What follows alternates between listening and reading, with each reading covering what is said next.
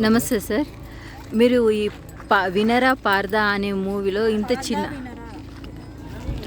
పార్థా వినరా అనే మూవీలో మీరు ఒక క్యారెక్టర్ చేస్తున్నారు కదా సార్.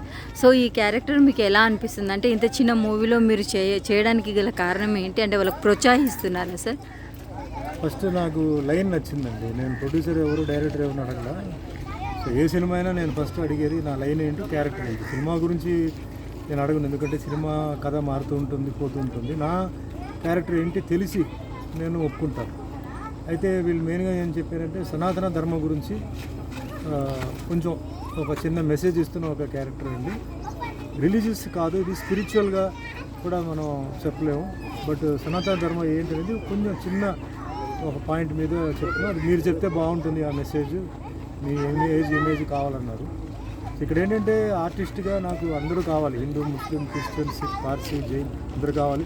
నేను క్రిస్టియన్ మూవీస్ చేస్తున్నాను, ముస్లిం మూవీ చేస్తున్నాను. బట్ బీయింగ్ హిందూ నేను ఇది చేయాలి అంటే ఈ గెటప్ కూడా నేను డిజైన్ చేసాను. అంటే ఆ ఫీల్ రావాలి, ఒక మెసేజ్ చెప్పేటప్పుడు ఫీల్ రావాలంటే స్వామీజీ అన్నారు నేను ఈ గెటప్ ఇలా ఉంటే బాగుంటుంది. నేను చాలా గెటప్స్ చేస్తున్నాను. సో డైలాగ్ చెప్పేటప్పుడు గెటప్ ఉంటే కూడా ఆ పవర్ ఉంటుంది.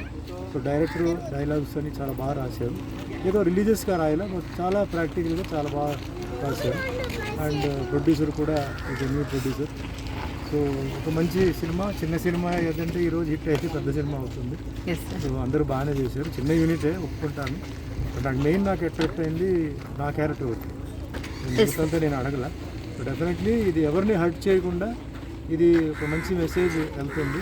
ఎందుకంటే ఓవరాల్ ఇండియా కాదు, ఈరోజు వరల్డ్లో కూడా సనాతన ధర్మం గురించి హిందువులు ఎక్కడ చూసినా దాని గురించి పోరాటం జరుగుతూనే ఉంది.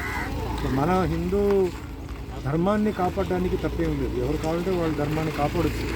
క్రిస్టియన్ ధర్మాన్ని కాపాడచ్చు, ముస్లిం బుద్ధిస్ట్ చేసుకోవచ్చు. సో నేనైతే హిందూగా నేను ధర్మాన్ని నేను ప్రొటెక్ట్ చేస్తూ సనాతన ధర్మం అనేది ఏమిటి అనేది ఒక చాలా చిన్న లైన్లో చెప్పాం.